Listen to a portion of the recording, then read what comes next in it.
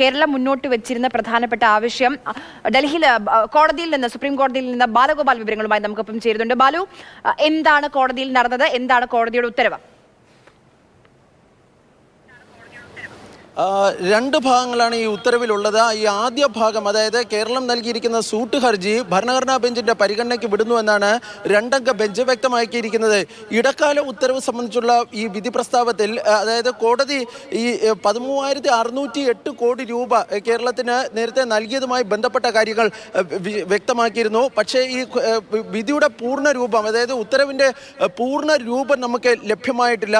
നമുക്ക് ഈ ആദ്യ ഭാഗം, അതായത് ഈ ഭരണഘടനാ ബെഞ്ചിന് വിട്ടു എന്നുള്ള കാര്യത്തിൽ മാത്രമാണ് നിലവിലൊരു വ്യക്തത ഉള്ളത്. കേരളത്തിന്റെ ഇടക്കാല ആശ്വാസം സംബന്ധിച്ചുള്ള, അതായത് 10,000 കോടി കൂടി കടമെടുക്കണം അനുവദിക്കണമെന്ന കേരളത്തിന്റെ ആവശ്യം സംബന്ധിച്ച്, കോടതിയുടെ നിലപാട് സംബന്ധിച്ച് ഇപ്പോൾ ഈ പറഞ്ഞിരിക്കുന്ന ഉത്തരവിൽ നമുക്ക് വ്യക്തത നിലവിൽ ലഭ്യമായിട്ടില്ല.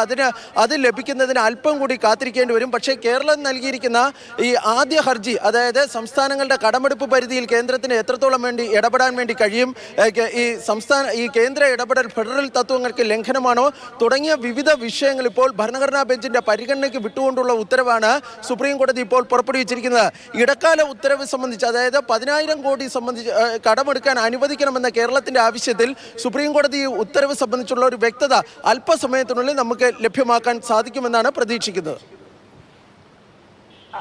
ഇപ്പൊ കേരളം മുന്നോട്ട് വെച്ചിരുന്ന രണ്ട് കാര്യങ്ങളുണ്ടായിരുന്നു ഏറ്റവും പ്രധാനപ്പെട്ടത്. അതായത് GST നഷ്ടപരിഹാരം, അത് കേന്ദ്രം എടുത്ത വായ്പയാണ്, അത് കേരളത്തിലെ തലയിലേക്ക് വന്നു. ഒന്ന്. രണ്ട്, കഴിഞ്ഞ ധനകാര്യ കമ്മീഷന്റെ സമയത്തുള്ള കടം കൂടി ഈ തവണത്തേക്ക് എഴുതി. അത് ധനകാര്യ കമ്മീഷന്റെ പരിധിയിൽ വരുന്ന കാര്യമാണ്. അതെങ്ങനെയാണ് കേന്ദ്രം ചെയ്യുക? ഈ രണ്ട് പ്രധാനപ്പെട്ട പോയിന്റ് ആയിരുന്നു കേരളം മുന്നോട്ട് വെച്ചത്. അത് തള്ളാതെ അതിൽ കൂടുതൽ ചർച്ചകളാകാം, അല്ലെങ്കിൽ അത് വിശാലമായ ഒരു ബെഞ്ച് പരിഗണിക്കാം എന്നല്ലേ പറയുന്നത്. കേരളത്തിന്റെ വാദങ്ങൾ പൂർണ്ണമായും തള്ളിയിട്ടില്ല ഈ ഘട്ടത്തിൽ.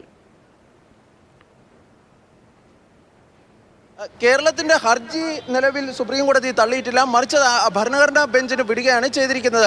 പക്ഷേ ഈ 10,000 കോടി ഈ സാമ്പത്തിക വർഷം അടിയന്തരമായി കടമെടുക്കാൻ വേണ്ടി അനുവദിക്കണമെന്ന കേരളത്തിന്റെ ആവശ്യത്തോട് അനുകൂലമായല്ല ഈ രണ്ടംഗ ബെഞ്ചിന്റെ ഉത്തരവിൽ പ്രതികരിച്ചിരിക്കുന്നതെന്നാണ് നമുക്ക് ഏറ്റവും പുതുതായി ലഭിക്കുന്ന വിവരം. അതായത് 10,000 കോടി ഈ ഉടൻ തന്നെ കടമെടുക്കാൻ വേണ്ടി അനുവദിക്കണമെന്ന ആവശ്യത്തിൽ സുപ്രീം കോടതി അനുകൂലമായല്ല പ്രതികരിച്ചിരിക്കുന്നത്. പക്ഷേ കേരളത്തിന്റെ ഹർജി ഭരണഘടനാ വിശാല ബെഞ്ചിന് വിട്ടുകൊണ്ട്, അതായത് 5 അംഗ ഭരണഘടനാ ബെഞ്ചിന് വിട്ടുകൊണ്ടുള്ള ഒരു ഉത്തരവാണ് കോടതിയുടെ ഭാഗത്ത് നിന്ന് ഇപ്പോൾ ഉണ്ടായിരിക്കുന്നത്.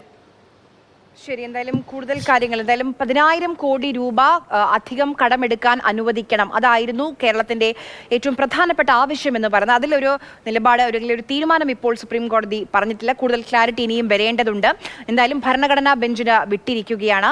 ഇന്ന് പുതിയ സാമ്പത്തിക വർഷം തുടങ്ങുകയാണ്. അഥവാ കടമെടുക്കാനുള്ള ഒരു പോസിറ്റീവ് തീരുമാനം കോടതിയിൽ നിന്ന് വന്നിരുന്നെങ്കിൽ ക്ഷേമ പെൻഷൻ അടക്കമുള്ള കാര്യങ്ങളിൽ കൊടുത്തു തുടങ്ങും. വളരെ പെട്ടെന്ന് തന്നെ കുടിശ്ശിക തീർക്കുമെന്ന് സർക്കാർ നിലപാടും സ്വീകരിച്ചിരുന്നു. എന്തായാലും ഭരണഘടനാ ബെഞ്ചിന് വിട്ടിരിക്കുകയാണ് സുപ്രീം കോടതി. ഇപ്പോൾ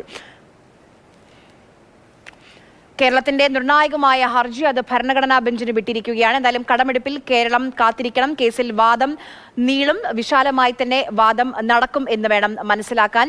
രണ്ടംഗ ബെഞ്ചിന്റേതാണ് ഈ ഉത്തരവ്. ഇങ്ങനെയാണ് പറയുന്നത്. അതായത് ആർട്ടിക്കിൾ 293, ആ ആർട്ടിക്കിൾ 293യിൽ കൃത്യമായൊരു ഇന്റർപ്രിട്ടേഷൻ ഇതുവരെ സുപ്രീം കോടതിയിൽ നടന്നിട്ടില്ല.